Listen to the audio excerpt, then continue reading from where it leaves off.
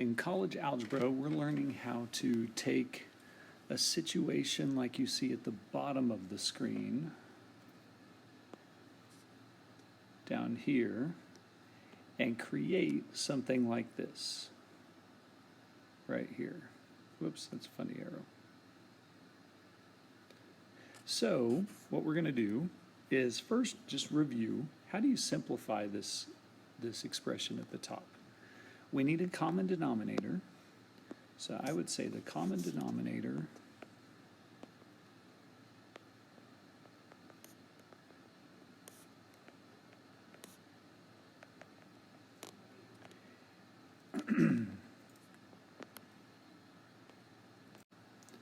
is those two denominators, those two factors put together, multiplied together.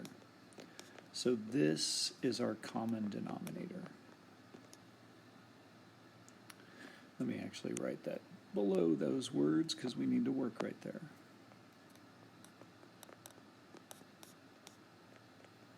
So in order to get that common denominator, I need to multiply by the missing factor on both fractions. So multiply by x plus 2, x plus 2, x minus 4, x minus 4.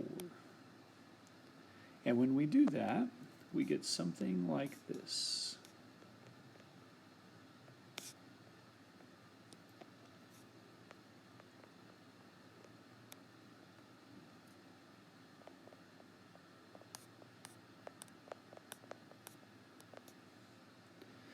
Simplify the top, distribute the 3, distribute the negative 2.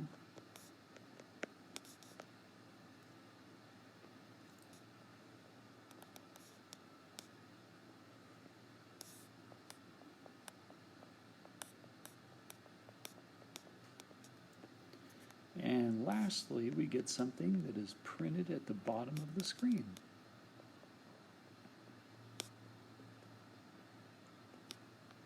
So that's review. We've done that before. We need to be able to go backwards.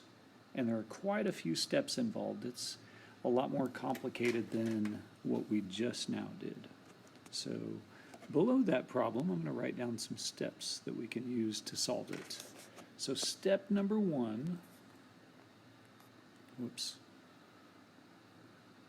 Let's go back a little. All right, step number 1. Write a fraction for each factor of the denominator.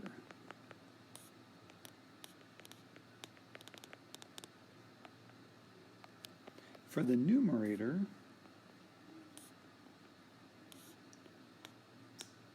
we typically don't know what's up there, what originally was up there, so we're going to use variables. When I learned it, I had a math professor that used capital letters. We're going to use that. So we'll use capital A, B, and C. That way you don't get mixed up with the X that's down there. Step 2, we need to multiply. Now let's leave a gap right here. Don't write anything right below step 1 because I'm going to add to that on Monday's notes. So step 2, there's like this weird exception that happens with step 1. Multiply the entire equation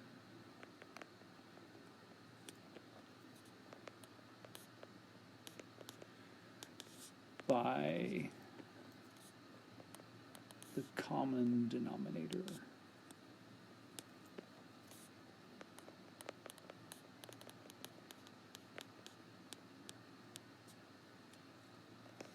So first off, let's write our fractions. I see 2 factors in the denominator, so I'm going to write 2 fractions. One of them is x minus 4, the other one is x plus 2. Now I don't know what's above it, so I'm going to use capital A and capital B. And that's what we're trying to find out. We're trying to find out what goes up there. Although you actually already know, we just looked at it. It's the same exact problem that we worked a second ago. We need to multiply the entire equation by the common denominator. So I'm going to multiply by x minus 4, x plus 2. And when I do that, we move to step 3, and that is just simplify. So when I do that, multiply x minus 4 times x plus 2 times that first fraction on the far left, all of that cancels out, and we are left with only the numerator.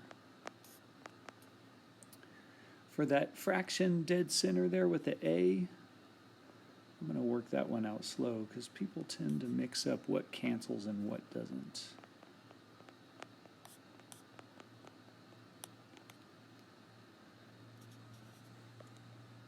Try a better 4 right there.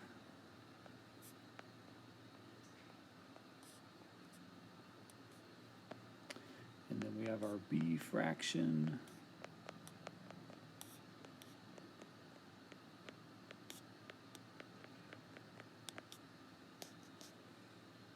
So now let's cross cancel. I see the x minus 4s, they cancel out.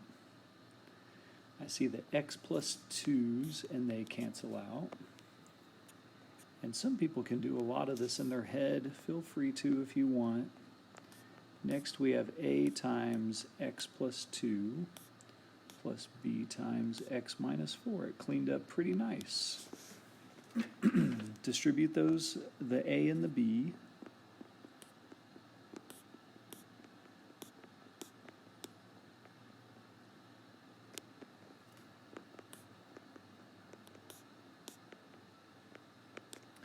And now we have step 4. That's as simplified as it goes. This is the hard step. People get really confused here. Create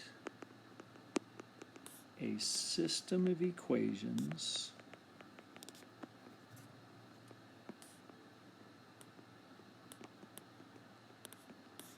based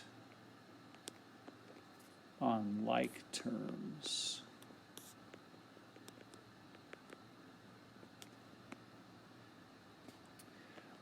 Step 5 is pretty like natural. You'll do that. Just common sense, that is solve the system.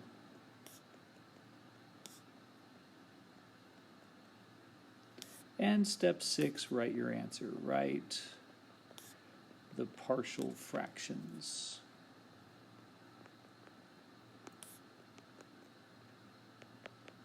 So hopefully steps 5 and 6 are pretty easy to know. But this step 4, create a system based on this line right here, based on like terms. So maybe make some symbols for like terms. Like we have our x terms, and then we have our terms without x's.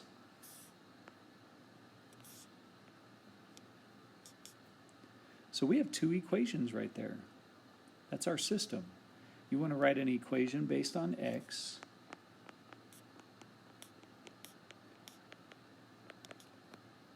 and then write an equation without the x's.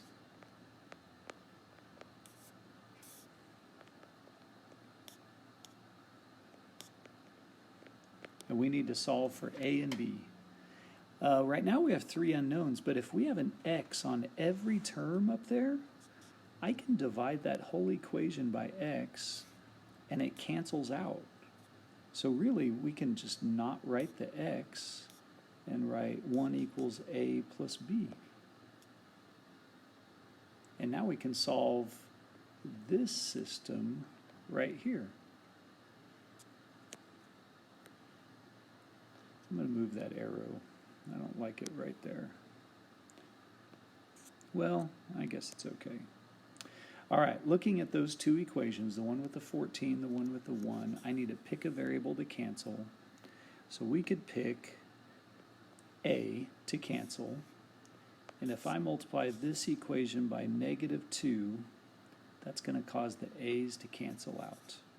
So I can rewrite this one as -2 equals -2a minus b. And then I can rewrite this one as 14. I don't like that A to be first. I'm going to flip that and write 2A. It's not a big deal. And then minus 4B. This feels weird with the letter in front of the number. Combine these two, and the A's cancel out. And we're left with 12 equals